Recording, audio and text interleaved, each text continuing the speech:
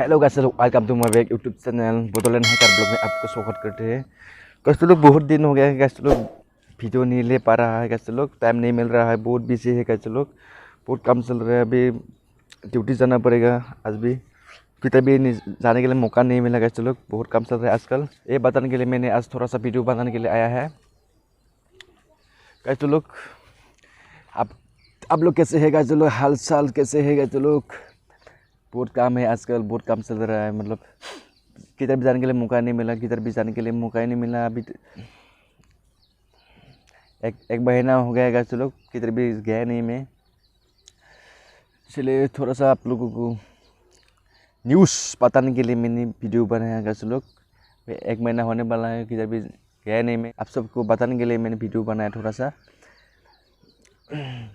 आप लोग चैनल में नया है तो सब्सक्राइब कीजिए और लाइक शेयर कमेंट जरूर करिएगा गाइस लोग। बहुत जल्दी वीडियो लगेगा गाइस लोग, बहुत जल्दी वीडियो आएगा, अच्छा वीडियो आते रहेगा गाइस लोग। अभी शॉर्ट वीडियो में डाला है 2-3, अभी लॉन्ग वीडियो नहीं डाला है गाइस लोग। आप सबके लिए बहुत जल्दी वीडियो अच्छा लेके आएंगे गाइस लोग, इंतज़ार कीजिए गाइस लोग। बोडोलैंड हैकर ब्लॉग में आप सबको जॉय हिंद जॉय इन करते हैं, मिलते हैं नेक्स्ट वीडियो में बहुत जल्दी।